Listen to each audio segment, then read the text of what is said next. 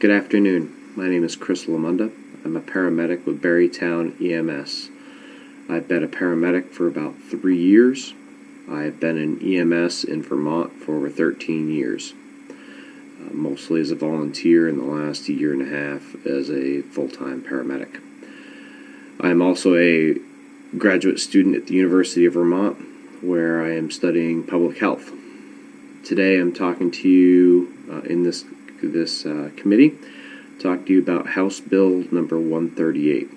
This bill is hopefully going to get out of your committee and go to the full floor. This bill is asking that Vermont pays Medicaid reimbursements at their full rate. Today I'm going to talk to you about where rates stand right now for EMS and ambulance services, why those rates are unfair, and what would happen and what would be the benefit of fully funding Medicaid reimbursements for ambulance services. I'll also, at the end, kind of give an example of what would happen for a place like Berrytown, or what has happened for a place like Berrytown, and how this limited funding affects us. So first, when we talk about EMS, there is a wide variety of emergency services that will be billing. You could talk about a first response agency, which is there just to get to people quickly and do some basic care, all the way through paramedic care, which is full advanced cardiac life support, many medication administrations, whether it be for heart problems, blood pressure, pain, strokes. So when you talk about ambulance care, there is a wide variety, but we're all lumped in the same area. When you talk about Medicaid in Vermont, as it stands right now, the Vermont Ambulance Association is where I'll quote a bunch of my information from. They presented some information to this committee earlier this year. As of last year, the reimbursement percentage that Medicaid has been coming back with is about 41% of the allotted rates. That is just for ambulance services. However, it is seen that in Vermont, the average percent that is paid out of Medicaid, whether that is doctor's visits, hospitals visits, physical therapy, is around 75%. EMS is down 20-30% below that on average. In Vermont itself, for ambulance services, we're talking about 50% of our clientele are Medicaid patients. Medicare patients. Medicaid patients, about 26% of the population at some point is on Medicaid. That number varies because it is a month-to-month for some people service. So financial facts. So when you talk about EMS, you're talking about the idea, how is it funded? In general, it is funded when you talk about full-time services. They're paid like Berrytown, where I am now. We're funded through per capita tax rates. So through our service areas, there's a per person tax rate that gets paid. And on top of that, insurance reimbursements. Those are our two primary funding systems that allow us to stay in service and allow to do the services we do give. There are secondary funding options that some services use. They are very limited. They are not for funding a service or full-time service. They usually are more for special projects. Whether those be grants or fundraising, those special projects would be things like replacing a monitor because they wanted to upgrade or something got broken, replacing radios or upgrading radios, but not the day-to-day operations. That funding only comes through insurance reimbursements and the per capita billing. One of the reasons that we the Vermont ambulances would really like to see this bill get pushed forward is that we hear all the time about tax rates are being too high on Vermonters, and if we continue this trend of level funding, so if we stay at 41% reimbursement for the next year to few years, in reality that's not staying at level funding, that's actually losing funding when you look at the idea that prices for keeping ambulance service running are continually going to rise by a few percent every year when you talk about inflation and cost of living kind of ideas. So, financial facts for Vermont, I talked about the per capita rate. Secondary funding, I talked about that.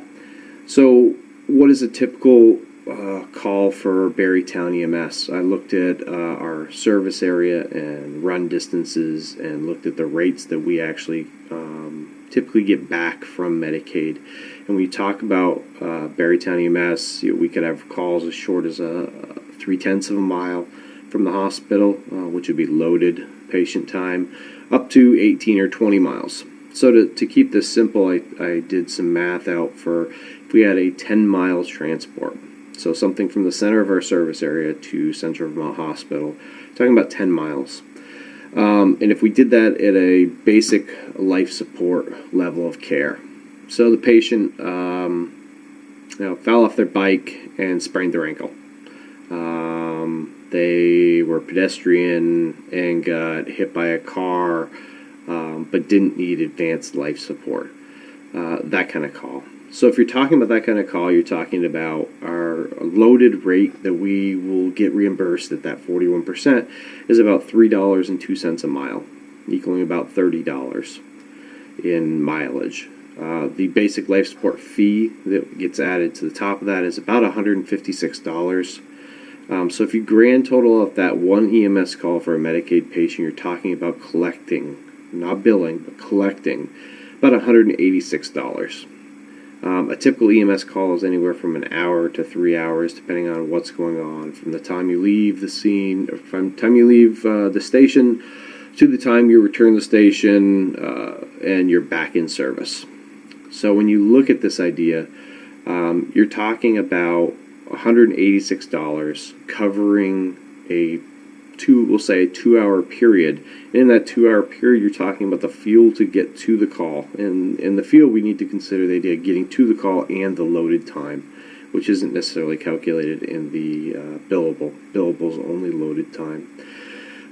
We got to talk about employees. Ambulances have to have at least 2 EMTs on board. Barrytown typically runs with a paramedic and an advanced EMT.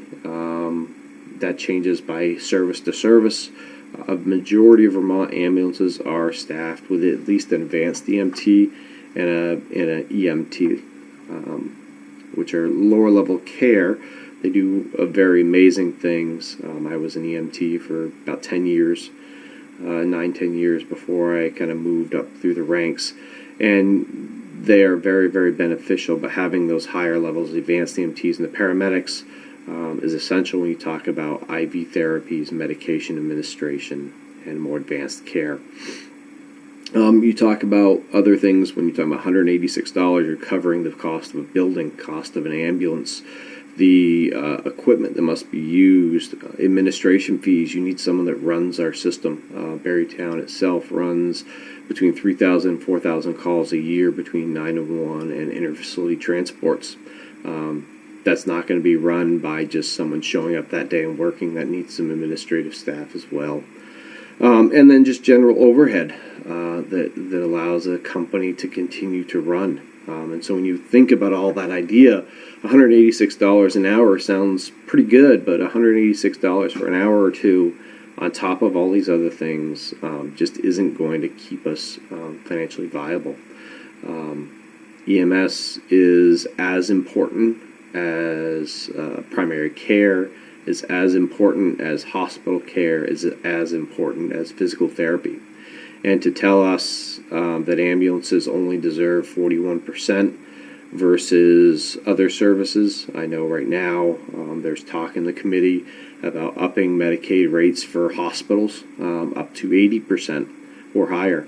And to not increase EMS in that would be devastating to our field and the respect for our what we do for our patients.